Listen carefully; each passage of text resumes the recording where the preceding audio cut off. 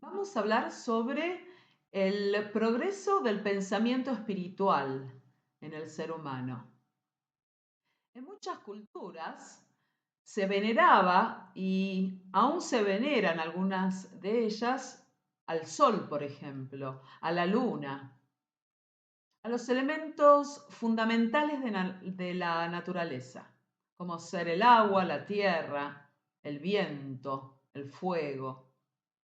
Y para ello se realizaban ofrendas, elaborados rituales, oblaciones, adoraciones, etc.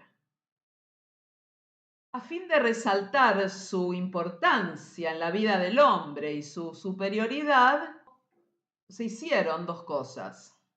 Por un lado, se les dio un título divino o un título amoroso.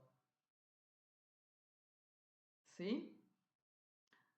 Como ser el dios del sol, la madre luna, el dios de las aguas, el dios fuego, la madre tierra, el dios de los vientos. Y no solo se les otorgó un título divino o cariñoso, sino que también luego fueron representados, ¿sí? Fueron personificados en estatuillas, esculturas, entallados en los muros, en pórticos y demás. En todas las regiones del planeta podemos encontrar distintos dioses y diosas. Por otro lado, otra cosa que se hizo también es hacer una representación, también antropomórfica, de atributos y de talentos, y también de los deseos y de los miedos que el ser humano proyectaba, ¿no? Y aparecen así, por ejemplo, el dios de la guerra, el dios de la victoria, el dios de la fuerza, la diosa de la fertilidad, de la abundancia, la diosa del conocimiento y demás. ¿Sí?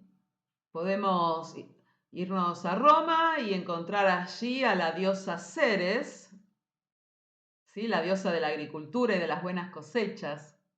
O nos vamos a Grecia y ahí tenemos a Ares, el dios de la guerra, o a Higía, la diosa de la buena salud. De ahí viene la palabra higiene, Higía, con H, ¿no? O nos vamos a Egipto, Ra, el dios sol.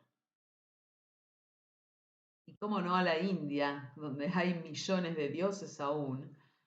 Siempre aparece uno nuevo, cuando aparece un nuevo deseo o un nuevo miedo, o algún atributo o talento que quieran representar, aparece un dios nuevo.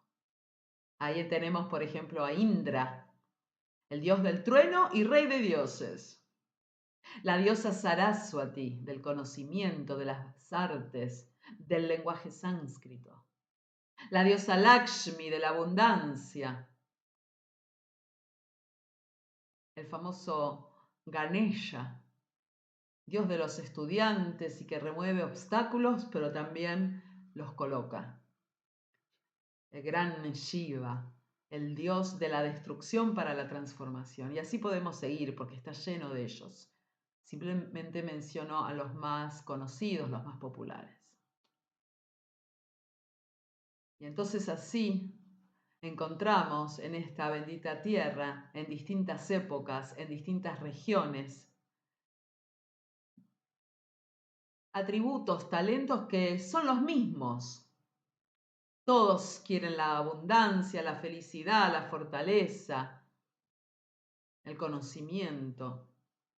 Y encontramos a estos dioses y diosas con distintos rostros, según la cultura y la tradición del lugar. Un rostro distinto, una vestimenta distinta, se le asigna un nombre distinto. ¿Sí? Acorde, sí, al lenguaje que se habla en esa comunidad, en ese lugar.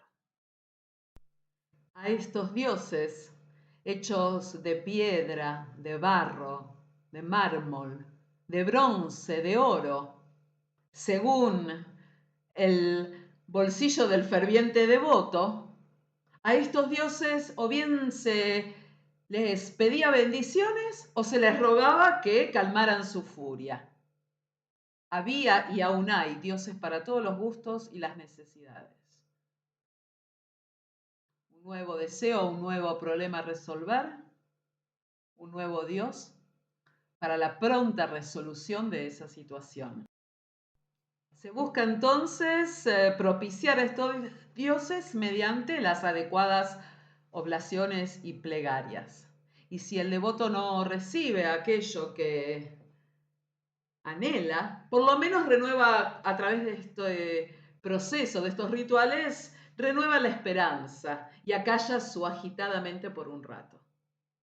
Pero más allá de qué fuerzas actúen en el cumplimiento o no de su deseo, el hombre, ignorante de su propia divinidad, entrega a estos dioses inventados por la mente humana una cuota de su propio poder, de su propia voluntad, de su propia creatividad y divinidad. Si bien los atributos y las potencias fueron representados en formas de seres divinos, el apego a estas formas materiales ha sido tal que el devoto, si tiene que recorrer grandes distancias o si tiene que, no sé, hacer grandes filas, lo hace sin vacilar, solamente para estar frente a la imagen de ese Dios preferido o del que necesita en cierto momento. La felicidad ahora quedó en manos de un Dios de piedra tallada o de un Dios que es una escultura esculpida o un lienzo pintado colgado en una pared. Así de olvidadiza es la mente humana y cómoda. Se olvidó que eso era una mera representación y se terminó apegando a un objeto. Y así es como lo incontrolable, lo inconmensurable e incomprensible, ¿sí?, es compactado, encerrado en una forma material, para poder así luego abordarlo a través de medios indirectos de negociación y medios sutiles de manipulación, como ser, cumple mi deseo y te veneraré por siempre. O aleja este mal de mi vida y haré tal hazaña en tu nombre. Y de esta manera, el ser humano siente que puede tener cierto control sobre lo incontrolable.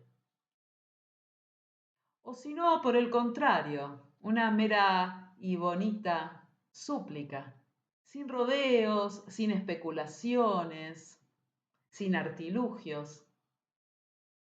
Declara, por ejemplo, a ese dios o a esa diosa de piedra tallada que tiene frente a él,